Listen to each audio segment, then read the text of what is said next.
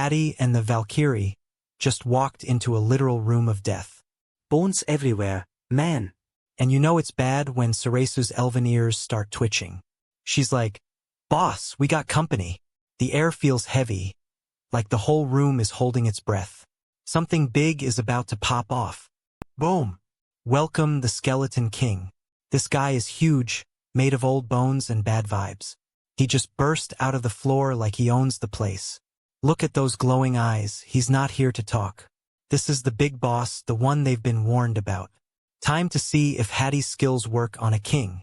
Hattie is cool as a cucumber, just staring the beast down.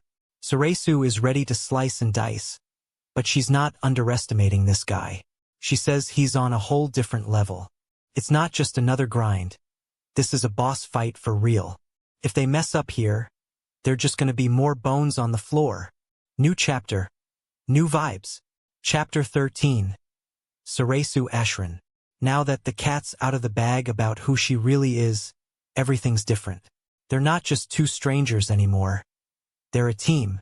A discarded hero and a legendary Valkyrie. Now that's a power duo you don't want to mess with. Rewind a bit.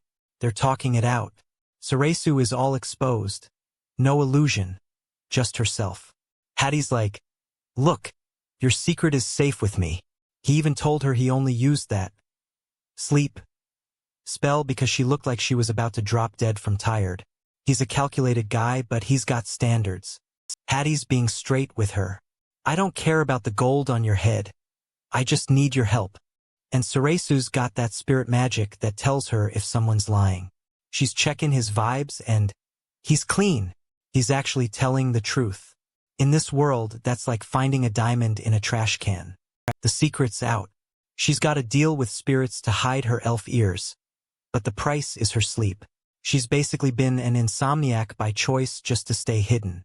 No wonder she was so tired. It's like a magical curse she put on herself just to survive. That's some hardcore dedication right there.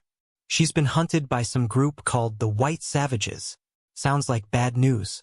She was so scared of them she almost worked herself to death just to stay incognito. If Hattie hadn't forced her to sleep, she probably would have just collapsed in the middle of a fight. He basically saved her from her own spell. She's so thankful she's almost crying. She's staying as an elf now, no more fake face. Hattie's like, "Oh, so we're cool like that now?" It's a big step for both of them. He's not used to people trusting him, and she's not used to being her real self. They're both breaking their own rules.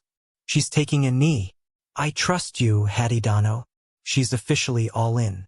She sees something in him that nobody else does. He's not just a guy with a poison skill. He's someone she can actually rely on. This isn't just a mission anymore. She's loyal to the man himself. Hattie's got a real ally now. Hattie's dropping the real name. I'm Mimori Touka Kropka. He's giving her his biggest secret in exchange for hers. It's like a mutually assured secret pact. He's making it clear they're on even ground. No more Hattie, just Tuka and Ceresu. This team just got 100% more official. Hattie's like, "Don't be humble, we're equals." And Ceresu is beaming. She reintroduces herself as his guard. Even Pijamaru is hyped, chirping in the background. They're a real unit now. The Valkyrie, the discarded hero, and the slime. Skeleton King better watch out. 'Cause this team is coming for that crown. Rumble, rumble. The floor is shaking. Hattie tells Ceresu he wants to see her go full Super Saiyan. No more hiding, just 100% Valkyrie power. She's hyped up too, promising not to let him down. It's like the pre-game hype before the biggest match of the season. Let's go. That scream is enough to turn your hair white. This Skeleton King isn't just a pile of bones. He's an elite predator. Ceresu says he's fast. His bones are hard as steel, and magic basically tickles him. He's the ultimate no to every adventurer who ever stepped in here. This is going to be a tough nut to crack. Time for a plan. Hattie tells Ceresu to play catch me if you can with the boss to keep his eyes off him. She's even changing the way she uses her sword, hitting the boss like she's playing baseball. They're looking for that one weak spot. It's all about teamwork now. Distract the giant so the specialist can do his work. Ceresu is like a ninja out there. She's bouncing around, making the boss dizzy. Meanwhile, Hattie is sneaking up. He's got to get within 20 meters, which is basically touching distance for a giant like that. One wrong step and he's a pancake. It's high risk, high reward. The only way he knows how to play. Gotcha. Hattie is in range and he just dropped the hammer. Paralyze and poison in one go. He's literally looking the boss in the eye and telling him it's over. That giant king is frozen solid, and the poison is eaten through his bone magic. It's not a fight anymore. It's an execution. Timbeer, the skeleton king, is just a pile of rubble now. Hattie proved his skills work on anything, dragons, skeletons, you name it. Suresu is standing there like, what just happened? And Hattie is just coolly asking her to keep it on the down low. He's got the power of a god, but the ego of a ghost. Legend. Hattie's just standing in the debris, looking like a total badass. He knows he's a glitch in this world's matrix. Everyone called him a failure, but he just soloed a dungeon boss like it was a tutorial level. He's starting to see his own potential, and man, it's scary. The world better get ready for Mamori Tuka. Loot drop. Hattie's grinding down those boss bones into silver powder. It's like a protein shake for Pijamaru. He's powering up his little slime buddy. They're making sure everyone gets stronger. No bone left behind. Pijamaru is looking more and more like a secret weapon every day. Wait, what's this? A giant egg in the bone pile? That's not part of the normal loot. Pijamaru is super curious about it. Hattie's like, why not? Stick it in the bag. Is it a monster? A pet? A rare snack? Who knows? But it's coming along for the ride. Mystery egg unlocked. Dungeon conquered. Finally, some actual beds. They're back in town, chillin' at a lodge. Hattie's in his room, probably doing some math on all that XP. But then someone's at the door. Knock, knock. Time for a little heart-to-heart after all that crazy bone-crushing action. Suresu's here to give him props. He got some fancy reward called the Dragon's Eye Cup. But Hattie is like, nah, it was all you. Such a gentleman. They're talking about what's next. No monsters, no goddesses, just two friends making plans. It's a nice change of pace from all the near-death experiences.